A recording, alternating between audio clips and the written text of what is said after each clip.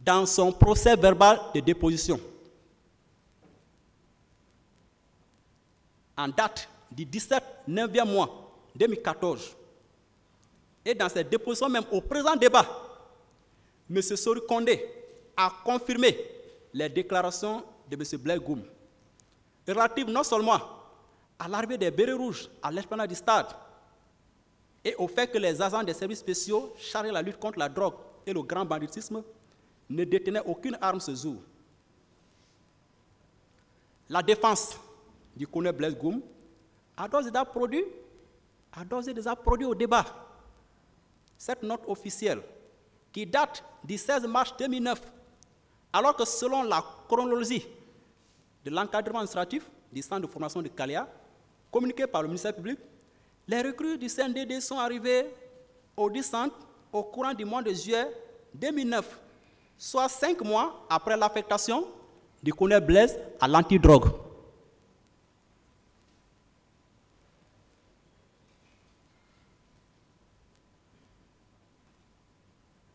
Donc nous avons produit la preuve. Produisez-nous, ou bien exhibez la preuve contraire, monsieur le procureur.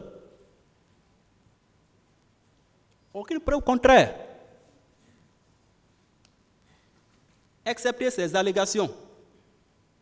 Les allégations du nommé Soumaoro, qui a surgi dans cette procédure plus de 14 ans après les événements du 28 septembre 2009. Le ministère public n'a produit aucun acte administratif tendant à confirmer la présence du colonel Blaise au centre de formation de Kaléa en 2009, comme formateur ou encadreur. Aucun acte. Aucun. En réponse à l'une de mes questions, Monsieur le Président,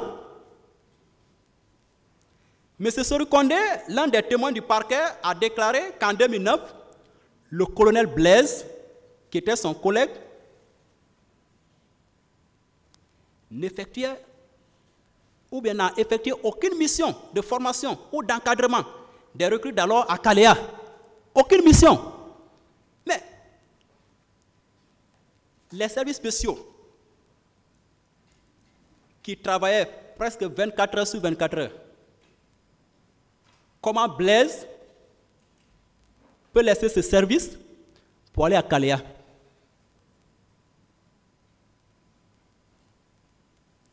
S'il était un témoin sincère et crédible, le nommé Soumaoro se serait empressé, je dis bien se serait empressé, de dénoncer le colonel Blaise dès le lendemain des événements du 28 septembre 2009.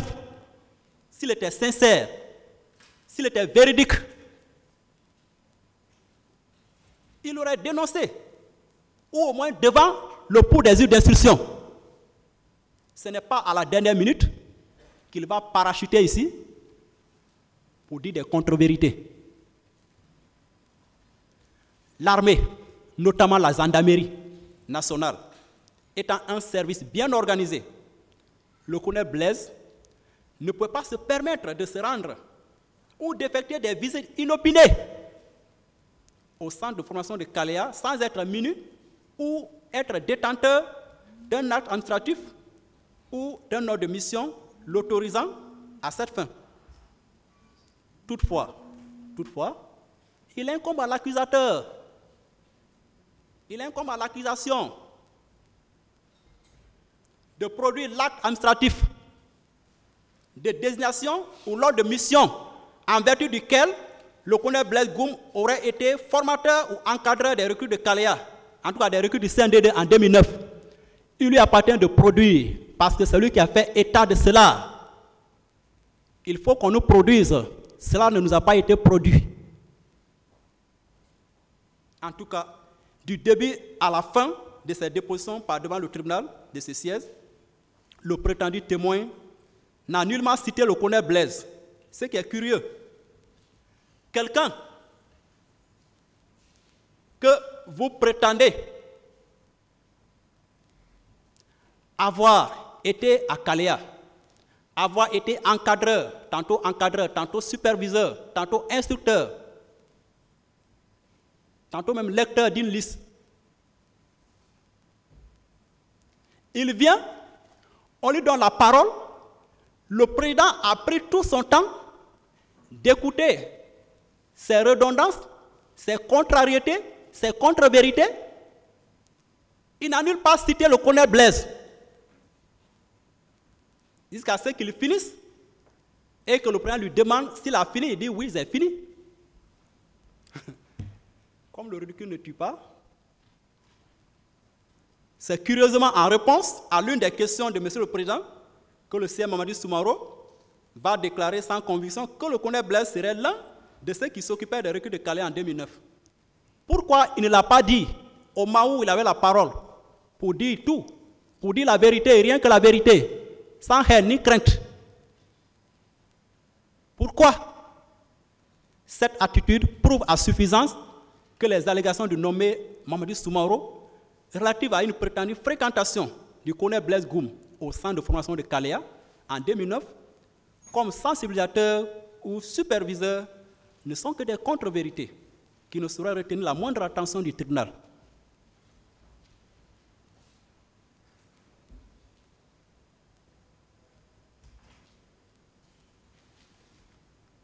Un médecin psychologue a fait en tout cas une étude qui me paraît pertinente. Il me dit, maître, si vous voyez quelqu'un qui vous parle, la personne n'ose pas vous fixer yeux dans yeux. En tout cas, il n'ose pas vous fixer les regards. Ou bien il parle en faisant des gestes de sa tête. Ou bien quand il parle, tu lui poses une question de précision. Il contourne la question. Cette personne sache qu'il est en train de mentir. Une telle personne sait que ce que la personne est en train de dire, ce n'est pas la vérité. Et c'est l'attitude de Soumaro ici. Ça a été son attitude ici. Quand il parle, même le tribunal, il n'osait même pas fixer le tribunal. À plus forte raison, nous autres. Quand on lui parle, il tourne sa tête, ou bien quand on lui pose une question avant de répondre, il gratte un peu sa tête. Il n'était pas sur le chemin de la vérité. Il n'était pas sur le chemin de la vérité. Il est venu peut-être, ce que j'estime, faire plaisir à son mandant. Mais il a tiré à l'air.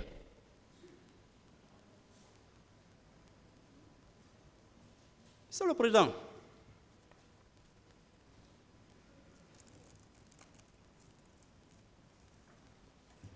sur la prétendue photo du colonel Blaise, puisque, en tout cas, c'est l'une des armes du parquet, sur la prétendue photo du colonel Blaise. Sur le plan visuel, cette photo présentée par le ministère public comme un trophée de guerre, cette photo ne présente aucun trait de ressemblance, en tout cas à la vraie photo du colonel Blaise. Les deux photos sont carrément différentes l'une de l'autre. Carrément différentes l'une de l'autre. À moins qu'on ait la myopie. Les deux photos ne se ressemblent pas. Aucun trait de ressemblance. On a fouillé dans le dossier, on n'a rien trouvé. On a recherché. Ils disent, ah bon, venez, on va se voir. Que fait-on de Blaise? Puisqu'il est là, mais aucun élément contre lui. Hein? En tout cas, trouvons quelque chose. On dit, bon, voilà, la photo là, on va dire que c'est sa photo. On va dire que c'est sa photo. On présente cette photo. En tout cas, depuis la date de son recrutement à la gendarmerie nationale, le 8 novembre 1994, jusqu'à ce jour, en passant par son séjour aux services spéciaux, Blaise n'a jamais arboré un béret rouge. Jamais, jamais et au plus grand jamais. Il n'a jamais arboré un béret rouge. Il est fier de son béret vert. En tant que gendarme, il a opté pour ça. Il s'est spécialisé pour ça. S'il voulait être béret rouge, il pouvait l'être. Puisqu'après la formation commune de base, vous vous spécialisez, vous faites des choix. Il pouvait rester dans les rangs des bérets rouges, mais il n'a pas voulu ça. En tant qu'intellectuel, un intellectuel chevronné, il a voulu rester à la gendarmerie. Il a opté pour ça. Il est fier de ça. Il est fier de son béret. Le colonel Blaise, ce qui est ridicule, puisque c'est la même photo qu'on a en tout cas coupée. En tout cas, c'est la photo où le monsieur là est dans le cortège du président Dadis. C'est la même photo qu'on a coupée et qu'on a agrandie de l'autre côté pour dire que voici Blaise. C'est-à-dire pour chercher à trouver au moins le moindre trait de ressemblance, alors qu'aucun trait de ressemblance entre les deux photos. On présente ici que c'est le colonel Blaise. Comment le colonel Blaise, qui n'était pas un élément de la garde présidentielle, peut apparaître en béret rouge dans cette photo, en tout cas du cortège du président Dadis? C'est impossible. C'est impossible, M. le Président. C'est impossible.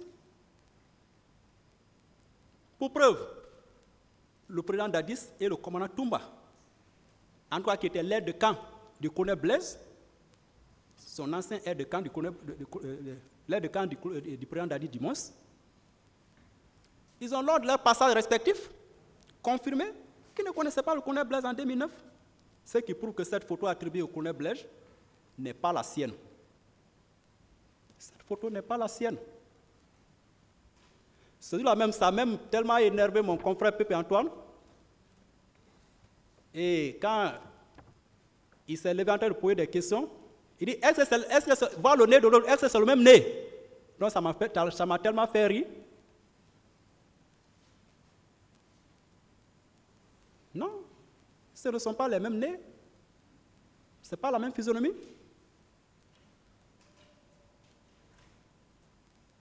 Non. C'est pourquoi lors des audiences de confrontation, nous avons voulu faire intervenir le capitaine Moussa Dadis Camara, qui connaît très bien ce monsieur, qui était un élément de sa garde, qui connaît l'identité de cette personne. Nous avons fait comparaître le président Dadis lors de la confrontation du colonel Blaise au nommé Soumaro. Ils ont insisté, mais certes, le président ne m'a pas compris. Quand j'ai dit que j'ai une demande à formuler, il dit non, non, non, ce n'est pas le moment. Ce n'est pas le moment. Parce que j'ai voulu faire comparaître, en tout cas lors de cette audience de confrontation, le président Dadis, pour nous donner l'identité de la personne qui figure sur cette photo de son cortège, et pour nous dire à quelle occasion la dite photo a été prise, afin d'éclairer davantage la religion de votre tribunal et de lever l'équivoque. Mais nous n'avons pas été suivis. Malheureusement, nous n'avons pas été suivis. Le tribunal nous a répondu que ce n'était pas le moment opportun. Et nous pensons que c'est le moment opportun de réitérer en âme et conscience que ce soldat sans grade, arborant le béret rouge dans ce cortège du président Dadis, n'est pas le colonel Blaise Goum, qui était de grand lieutenant d'alors et qui relevait du secrétariat d'État chargé des services spéciaux, la lutte contre la drogue et le grand banditisme. Donc, en affirmant que cette photo est celle du colonel Blaise, qui selon lui fréquentait le centre de Kalea, il est allé de relever que le nommé Soumaro a délibérément opté de dire des contre-vérités et de dénaturer la réalité des faits à dessein de surprendre malicieusement par ces allégations calomnieuses la religion de votre tribunal. Mais cela ne marchera pas. Parce que le tribunal est éclairé, le tribunal est édifié sur la question. En réalité, la raison de la comparaison du nommé Mamadi Soumarou était de faire des dénonciations calomnieuses contre Blaise, pour faire plaisir, comme je l'ai dit tantôt, à son mandant ou à ses mandants. C'est pourquoi je l'ai dit ce jour-là, qui vous a envoyé ici? Quand je lui ai posé cette question, il s'est même énervé. Il commence même à me dire que non, ce n'est pas Toumba qui l'a envoyé. J'ai dit, mais est-ce que moi, il t'a dit que... J'ai dit, qui vous a envoyé ici? Pourquoi vous citez le nom de Toumba? Qui vous a envoyé?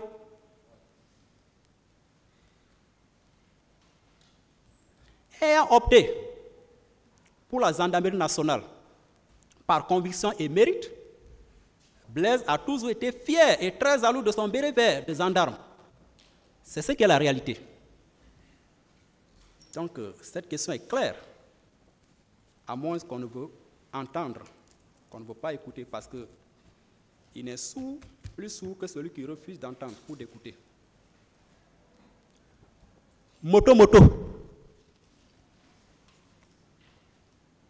Moto Moto. Qui était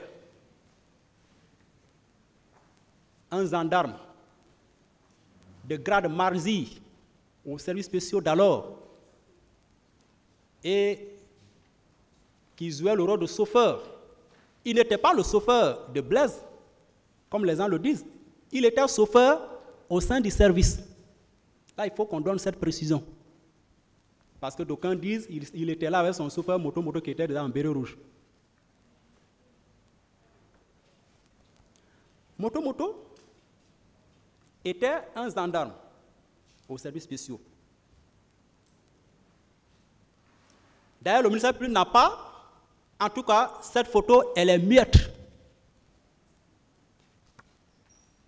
Aucune indication de la date ou de l'heure à laquelle elle serait prise. Là, j'en passe. Il est toutefois important de préciser qu'aux services spéciaux, en 2009, le nommé Moto était de grade margi. Alors que sur cette photo, où il apparaît, il a le grade sergent-chef en couleur dorée de l'infanterie. En couleur dorée de l'infanterie.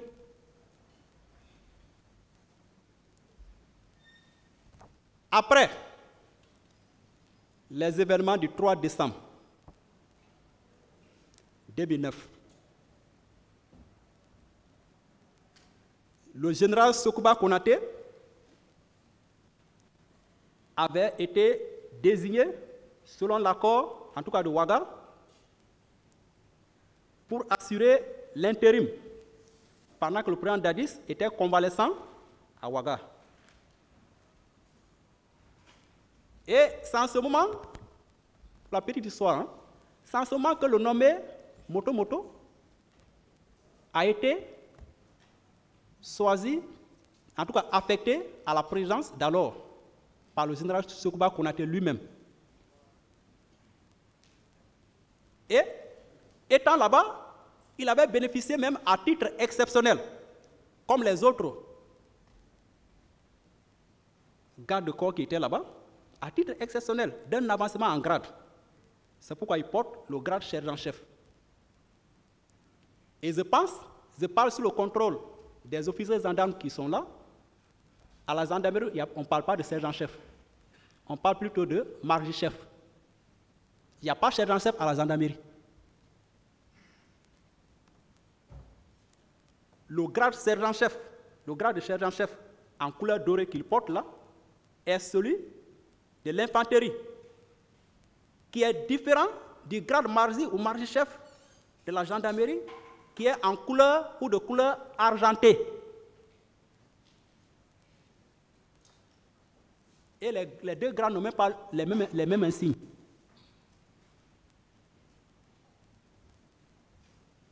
Donc, la date de prise alors de cette photo est postérieure à celle du séjour du nommé Moto aux services spéciaux. Donc, contrairement aux accusations du ministère public, il s'agit d'attirer votre attention, M. le Président, sur le fait que durant son séjour aux services spéciaux, le nommé Moto n'avait jamais arboré un béret rouge. Le colonel Tegoro peut témoigner, puisqu'il était leur chef. Il est toujours coiffé en béret vert, avec l'insigne de la gendarmerie nationale, qui est la tête du lion. Donc ce ne sont même pas les mêmes insignes. L'insigne qu'il porte sur son béret, c'est le même insigne, en tout cas c'est l'insigne des éléments de la garde présidentielle du général Sokuba d'alors. Que cela soit clair. Donc cette photo n'a pas été prise pendant le séjour de Moto aux services spéciaux. La date de prise de cette photo est postérieure. Moto, services spéciaux, il était margi, pas sergent-chef. Il ne pouvait même pas être sergent-chef là, parce qu'il n'y a pas de grand sergent-chef à la gendarmerie. Toutefois, il appartient au ministère public détenteur, en tout cas de cette photo, de nous éclairer, de nous dire le contraire. De nous dire le contraire. Il lui appartient de nous dire le contraire. Cette photo n'a rien à voir avec les services spéciaux. Moto paie à son âme. Il est décédé.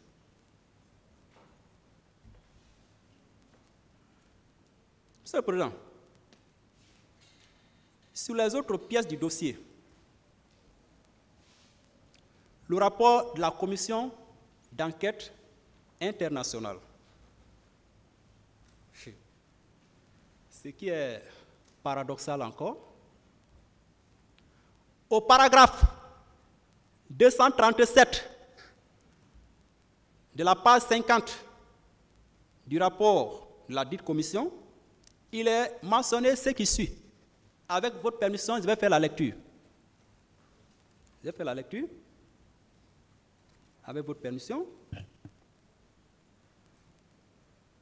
La commission est en possession d'éléments confirmant la participation directe et personnelle du commandant Tegoro ainsi que celle des hommes placés sous son commandement dans l'attaque du stade, ce qui place cette unité au centre de l'attaque organisée et coordonnée contre les manifestants civils. Ça, c'est la commission qui déclare une affirmation.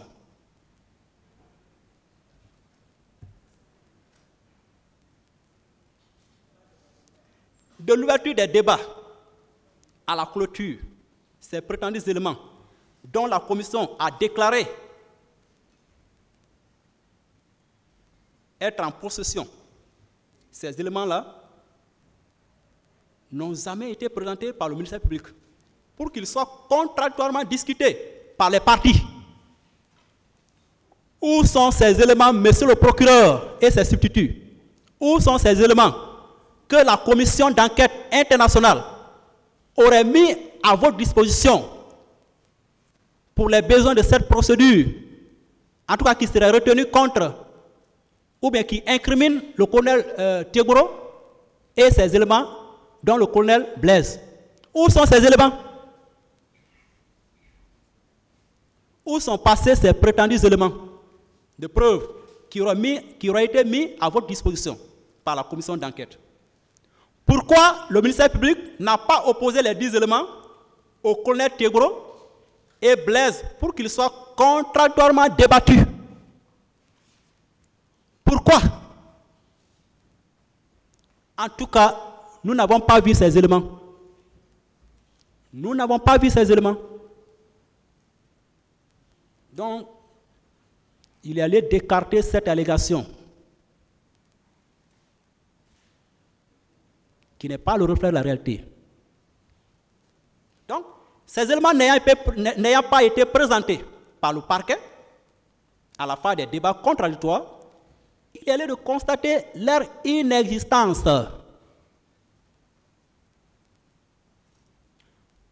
Au paragraphe 239 de la même page du rapport de la même commission, le commandant Tebro aurait déclaré qu'il était entré dans le stade avec seulement 2 de ses subordonnés, un adjoint du nom de Blaise et un autre individu. D'abord, avant même de revenir sur le fait que cette déclaration ne provient pas du colonel Tebro, Blaise, que le colonel Tebro connaît très bien, il a été son ami de promotion et ils ont servi ensemble dans le même service. Le colonel Tebro ne peut pas dire un certain Blaise. S'il veut citer Blaise, il va le citer avec précision. Il ne peut pas dire un certain Blaise. Il ne peut pas le dire.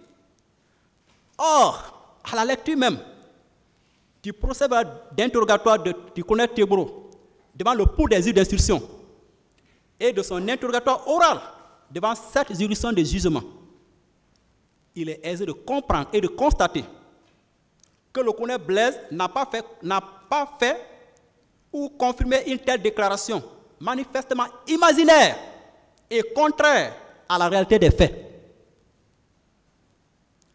Mieux, Monsieur le Président, pour vous édifier davantage, le colonel Blaise, aux services spéciaux, n'était pas l'adjoint du colonel Tebro. Et il n'est pas entré au stade avec Tebro. Il n'est même pas entré au stade. C'était plutôt le commissaire Lai Kamara. Vous pouvez vérifier. Même sur le PV d'interrogatoire du colonel Blaise devant le pouls des juges d'instruction, on lui a posé cette question. Qui était l'adjoint de Tebro? Il a dit, et c'est ça la réalité, que c'était le commissaire Lai Kamara.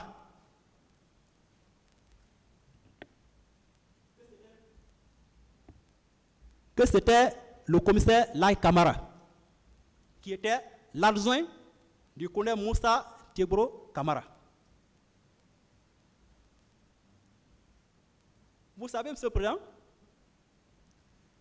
lorsqu'il y a un service, en tout cas militaire, que ce soit militaire ou paramilitaire, un service hétérogène, c'est-à-dire un service composé d'unités hétérogènes, tels que les services spéciaux d'alors.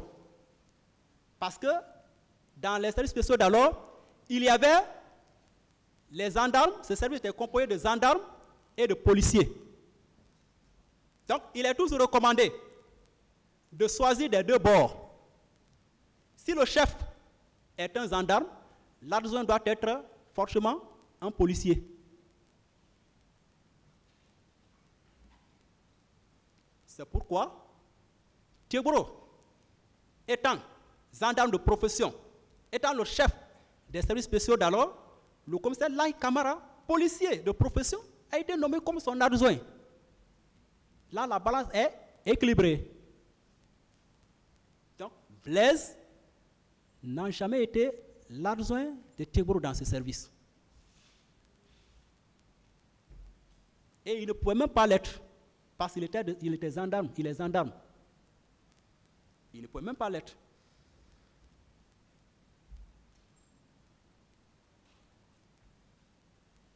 Sur la prétendue présence du colonel Blaise dans l'enceinte du stade, il est d'ores et déjà acquis au présent débat qu'aucune victime, même aucun témoin, n'a confirmé cette allégation. Mais si les victimes ou bien les témoins avaient vu le colonel Blaise dans l'enceinte, quelqu'un que j'ai vu, même si ça fait des années, si je le vois, je peux le reconnaître, je peux dire, le message, je l'ai vu là-bas. Ils ont vu des personnes là-bas, ils sont venus déclarer ici, ils sont venus confirmer ici que ces personnes, effectivement, étaient au stade. Ces personnes étaient dans l'enceinte du stade. Mais le colonel Blaise n'a jamais été dénoncé comme étant dans l'enceinte du stade. Non.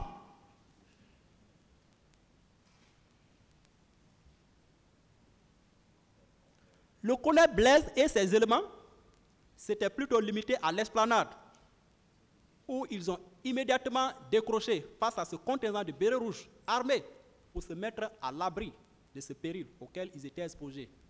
Ils ne pouvaient pas le faire. Monsieur le Président, honorable membre du tribunal, voilà tant de contre-vérités dans le dit rapport, dans le rapport de la Commission d'enquête internationale, qui prouve à suffisance que le contenu de ce rapport d'enquête internationale n'est pas le reflet de la réalité. Et ce rapport n'est pas opposable aux accusés, en tout cas au colonel Blaise, qui est resté sur sa faim tout au long des débats contradictoires, au cours desquels le ministère public n'a présenté aucun élément de preuve pour soutenir ces multiples accusations contre sa personne.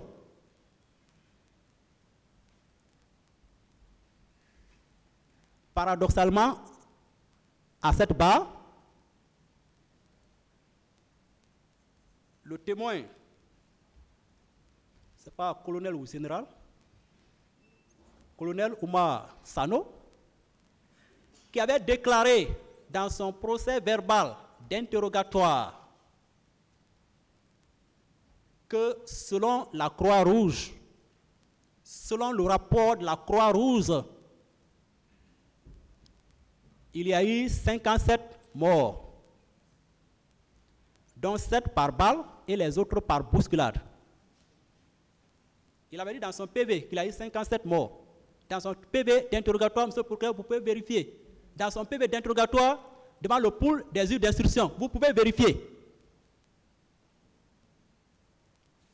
Et même, cette variation a été notée dans le primitif d'audience. Quand il a varié ici, quand il est venu dire, le même Sano vient dire que selon la dame de la Croix-Rouge, selon le rapport qui lui aurait été émis, qui lui aurait été remis par la dame de la Croix-Rouge, il y avait 157 morts. Il y a eu des questions. Finalement, le président a dit de noter cette variation dans le primitif d'audience. C'est noté, vous pouvez vérifier. Moi, je parle avec preuve. Je ne parle pas comme vous avez parlé.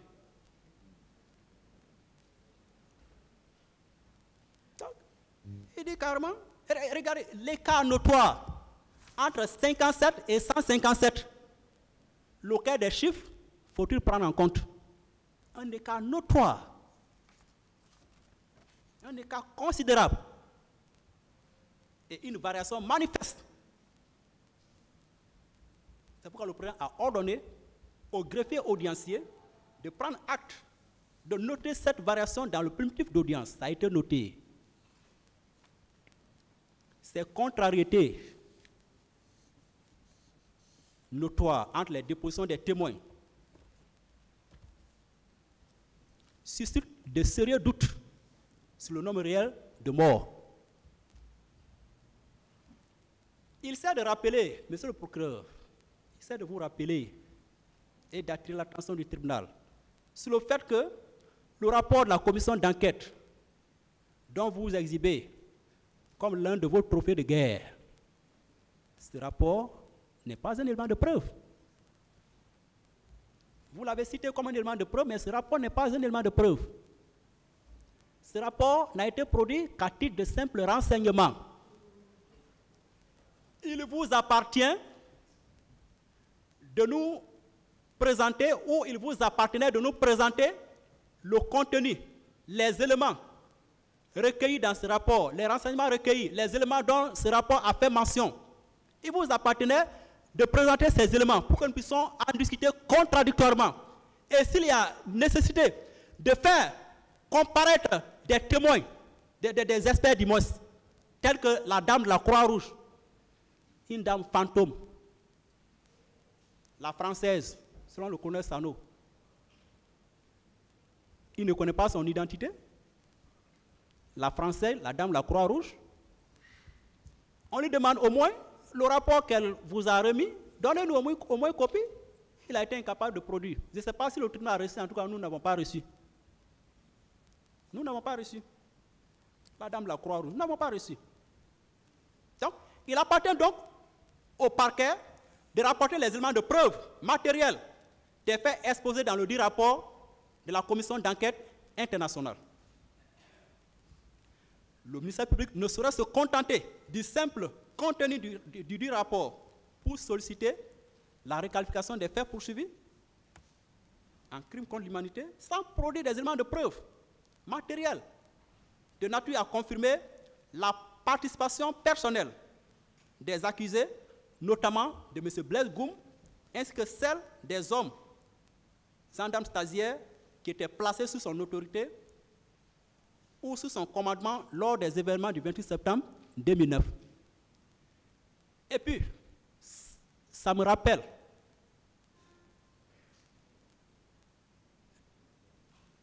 de quelque chose. En tout cas, lors, j'ai lu dans les réquisitions aux fins de requalification du ministère public, présentées en tout cas par le ministère public, il dit que le colonel Blaise a déclaré que ces éléments étaient sous son autorité. Donc, c'est une preuve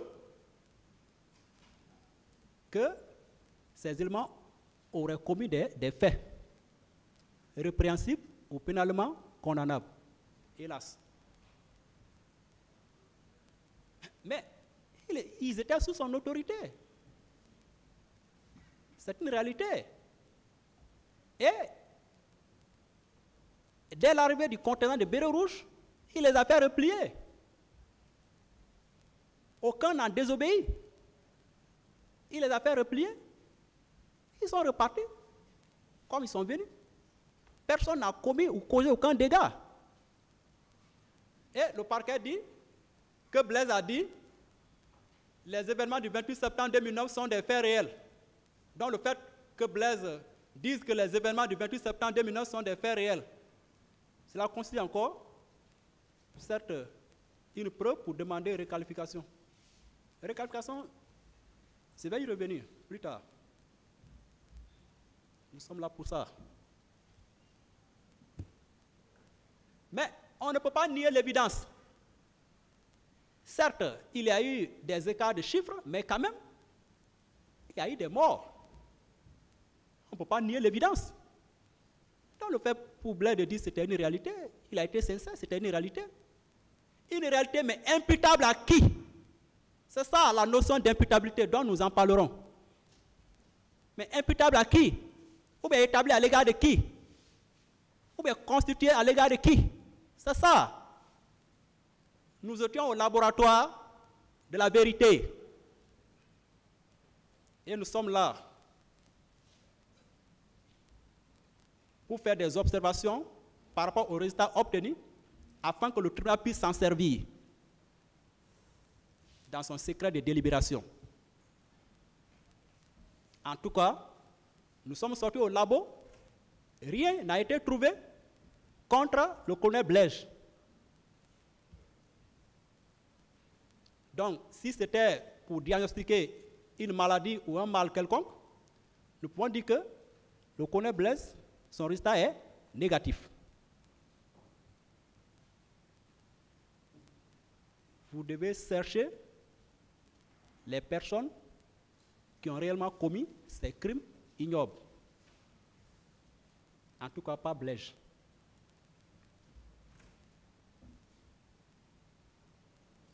Donc, ce rapport de la Croix-Rouge, dont parle le général Sano, ou bien le colonel Sano, qui fait état de 157 morts,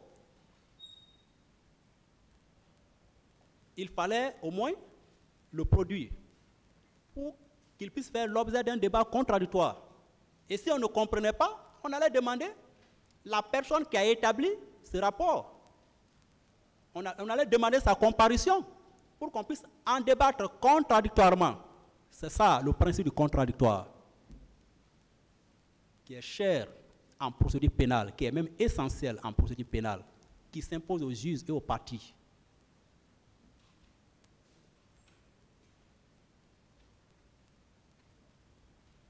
À défaut, il y a lieu de constater l'inexistence de ce rapport imaginaire de la Croix-Rouge internationale dans le dossier de la présente procédure et de l'écarter au présent débat. Donc, il revenait donc au parquet de produire au débat les éléments de preuve matérielle qui lui auraient été transmis par la commission pour qu'ils soient contradictoirement débattus par les parties, afin que le tribunal de ce siège puisse fonder sa décision ou asseoir sa conviction, en tout cas son intime conviction, sur les 10 éléments. Mais hélas, le ministère public ne saurait se contenter d'un simple contenu de ce rapport pour charger nos clients. Ça serait injuste. À la question de savoir pourquoi ils ont décroché en abandonnant les foules de manifestants civils non armés en danger sans alerter, il y a lieu de relever que Blaise ne pouvait pas confronter ce contingent de bérets rouges ou bien affronter ce contingent de bérets rouges étant non armé au péril de sa vie et des gendarmes stasiaires inexpérimentés qui étaient avec lui ou sous son autorité, non. Mais les commandants, les supérieurs hiérarchiques des unités de police et de gendarmerie qui étaient présents, qui étaient déployés déjà sur les lieux, dont Colonel Blaise et son équipe sont allés les trouver sur les lieux. Ils sont restés là. Les bérets rouges sont venus à leur présence. Et ils étaient mieux placés, puisqu'ils étaient là pour le maintien d'ordre. Ils étaient mieux placés pour remonter l'information à qui de droit. Ce n'est pas un secret de polichinelle. Donc, Monsieur le Président, contrairement aux accusations graves du ministère public dépourvues d'éléments matériels probants, c'est seulement opportun d'attirer votre attention sur le fait que les services spéciaux d'alors, dirigés par le colonel Thiebro, n'étaient pas une entreprise criminelle. Les services spéciaux n'étaient pas une entreprise criminelle. Parce que j'ai entendu le procureur dire que c'était une entreprise criminelle. Ce n'était pas une entreprise criminelle, ni une association de malfaiteurs. Non! Non. Ce n'était pas une entreprise criminelle. Ce n'était pas une association de malfaiteurs. C'était plutôt un ministère de délivrance. Je pèse mon mot. Je pèse mes mots. C'était plutôt un ministère de délivrance. Un ministère de délivrance du peuple de Guinée, qui a été institué ou créé par un décret du visionnaire d'alors, en l'occurrence son Excellence, le capitaine Moussa Dadis Camara. Et ce, en exécution de son engagement de lutter contre le trafic international de drogue, les narcotrafiquants et du grand banditisme. La Guinée, notre cher pays, notre chère patrie, était devenue une plaque tournante du trafic international de drogue. Il a fallu donc la bravoure ou l'héroïsme du colonel Thiebro et ses vaillants héros, dont le colonel Blaise Goum, pour démanteler du moins les différents réseaux des narcotrafiquants ou des dealers en parfaite collaboration ou partenariat avec l'Organisation des Nations Unies contre la drogue et le crime, ONUDC, l'Interpol, Lyon, chargé de lutter contre la criminalité transfrontalière, les services de renseignement américains, la CIA. Donc, pour être efficace, Monsieur le Président, le capitaine Moussa Dadis, qui est, je peux dire, victime de sa sincérité, de son franc-parler et de son patriotisme, avait fait des services spéciaux son cheval de bataille. C'est ça la réalité. Il a fait des services spéciaux son cheval de bataille. Parce qu'il était remonté, il était venu, il s'est engagé pour pouvoir, en tout cas, mettre ces narcotrafiquants hors d'état de nuire, ces bandits, ces délinquants de grand chemin, pour pouvoir les traquer, pour que la sécurité règne dans le pays. Il était sincère, il était franc, il était véridique dans ce sens.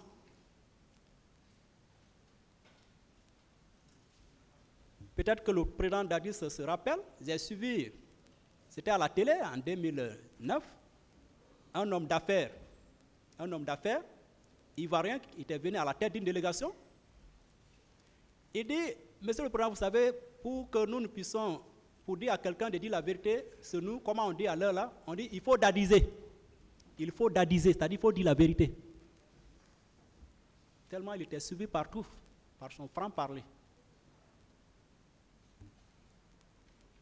Donc, pour être efficace, il a fait de ses services son cheval de bataille. Donc, les agents des services spéciaux qui étaient bien structurés et bien organisés ont fait leur preuve sur toute l'étendue du territoire national en délivrant de nombreuses familles et des citoyens victimes d'agressions et de vols à main armée par des grands bandits. Et aujourd'hui, on traite l'un des éléments de ce service de meurtrier, d'assassin, de complice de viol,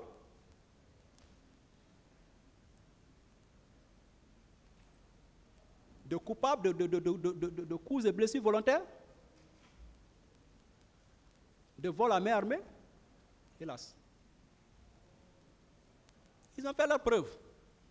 Un exemple, dans le quartier Afia, une famille entière avait été victime d'attaques à main armée par des bandits encagoulés, où tous les effets, les valises, les habits, les télévisions, aux environs de 3 heures du matin, étaient sur le point d'être emportés par les assaillants. Et la famille même était sous menace de mort. Le chef de famille et ses 2 femmes, même les enfants, étaient sous respect. Il a fallu une intervention rapide, en tout cas une prompte intervention des agents des services spéciaux qui avaient été appelés par un enfant de cette maison qui s'était cassé sous le lit, qui a pris le téléphone, qui a appelé son oncle, et son oncle à son tour a appelé au numéro vert des services spéciaux. Il a fallu leur intervention, leur prompte intervention pour délivrer cette famille. Pour délivrer cette famille. C'est grâce à leur intervention musclée que cette famille a été délivrée. C'est un exemple illustratif parmi tant d'autres. Même l'actuel Premier ministre, lors de son passage à cette barre, il a dit, il a confirmé que quand bien avant, ils organisaient des manifestations, quand le colonel Thiegroup et les agents des services spéciaux étaient là, en tout cas, il encadrait très bien la manifestation et rien ne se passait. Bafoué a confirmé la même chose. Bafoué a dit qu'à chaque fois qu'ils étaient dans les difficultés, il faisait appel au colonel Thiegroup. Et dès lors que les éléments du colonel Thiegroup arrivaient, en tout cas, la situation était maîtrisée. Donc, ce sont ces hommes-là qu'on traite aujourd'hui d'assassins, de meurtriers, de complices de viol, de voleurs. C'est pourquoi, Monsieur le Président, exprimant son écœurement, des accusations graves articulées contre sa personne, le colonel Blaise Goum s'est exclamé en ces termes. C'est aujourd'hui qui est arrivé. C'est aujourd'hui qui est arrivé. Oui, c'est aujourd'hui qui est arrivé. C'est aujourd'hui, on traite, on accuse le colonel Blaise comme l'un des agents, qui a été l'un des agents les plus intègres, les plus loyaux des services spéciaux. C'est aujourd'hui, on le traite de meurtrier, d'assassin, de complice de viol, de voleur, d'hommes violents. Le colonel Blaise, le colonel Dimanche Thiegroup et les gendarmes et policiers qui étaient mis à sa disposition, ou à la disposition de son département, d'alors, ont fait des exploits glorieux en mettant les narcotrafiquants d'alors et les grands bandits hors d'état de nuire. Ces agents des services spéciaux d'alors avaient été vivement acclamés par la population. Même le 28 septembre, durant tout leur itinéraire, de leur siège à Lambaye, jusqu'à l'esplanade du stade, en passant par Amdalaï, la belle vue, le colonel Blaise et ses éléments étaient acclamés. Il n'y a eu aucun incident sur leur passage.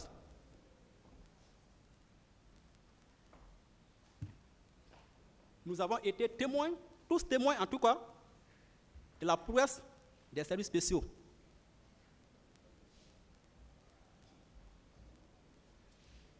Nous avons été témoins.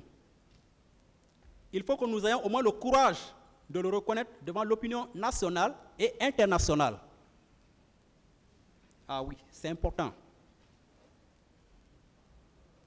La loi de la reconnaissance. C'est très important.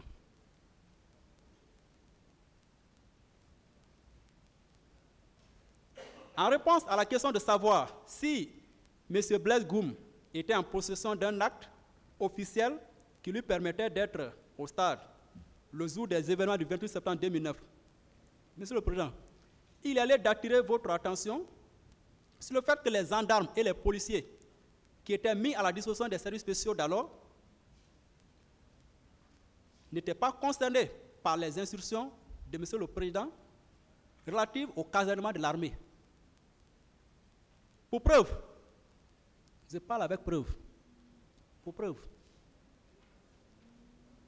le colonel Sano, Oumar Sano, lors de son passage devant votre auguste tribunal, on lui a posé la question que, en votre qualité de chef d'état-major général des armées d'alors, est-ce que le colonel Tiegoro et ses éléments relevaient de l'état-major général des armées? Il a répondu par la négative. Il a dit, Tiegoro et ses hommes, Tiegoro était un ministre, Tiegoro et ses hommes ne relevaient pas de mon commandement. Il a dit.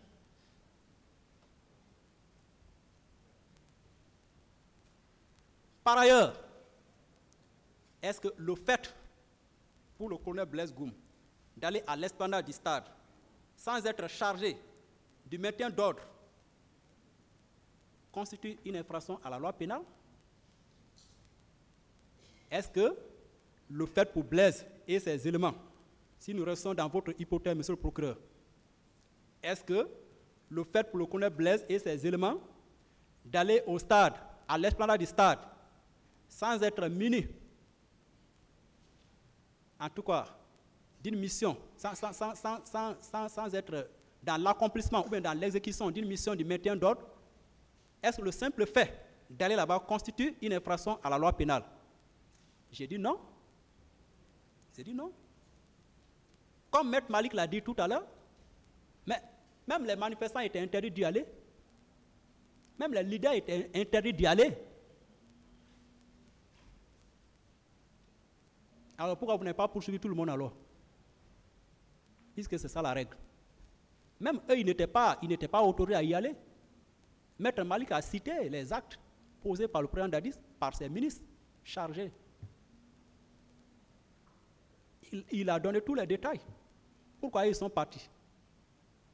Une chose est d'aller au stade. Une autre qui nous intéresse, qui intéresse le tribunal dans cette affaire, c'est de poser des actes pénalement répréhensibles ou condamnables. C'est ça.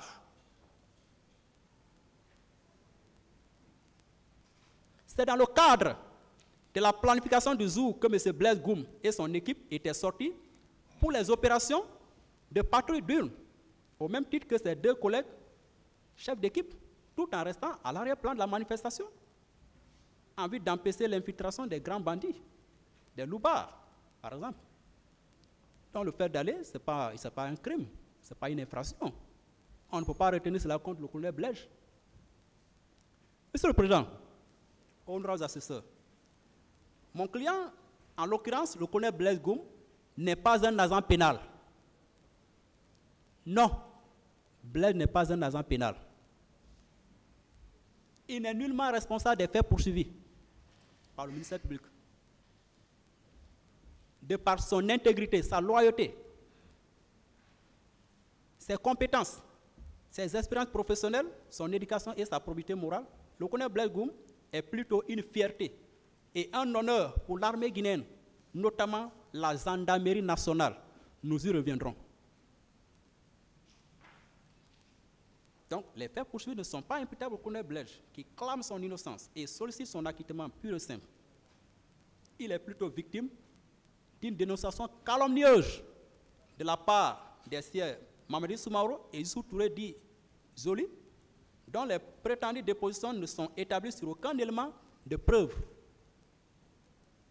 Il est également victime d'une poursuite ciblée, injuste, sélective et discriminatoire de la part du ministère public qui est totalement passé à côté de la plaque en poursuivant de simples innocents. Blaise est innocent. Nous dénonçons vivement cette poursuite ciblée, sélective et discriminatoire.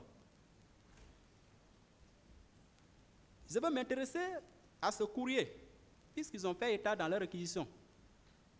Je veux m'intéresser à ce courrier. Le courrier numéro 042, en tout cas le courrier qui a été adressé au parquet par le directeur du centre de formation de Kaléa. À la simple lecture de ce courrier, il savait que le dit courrier n'a nullement répondu même à la demande même du ministère public. La demande du ministère public était relative à quoi? À la communication due ou des registres d'enregistrement comportant la liste exhaustive des recrues reçues pour une formation au centre d'instruction à Kaléa en 2009.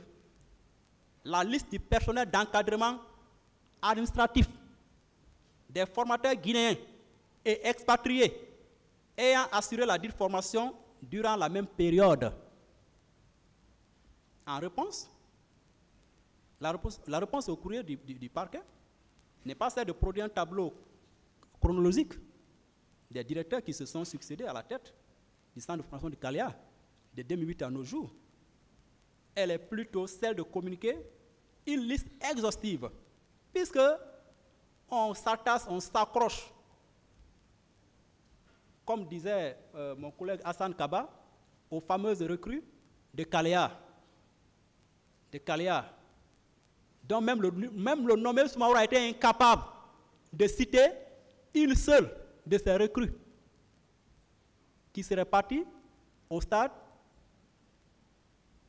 qui aurait en tout cas séjourné au camp avant d'aller au stade. Il invente un nom imaginaire, il dit Moriba. Moriba, c'est vague. Que Moriba est revenu blessé. Moriba, c'est vague. C'est très vague.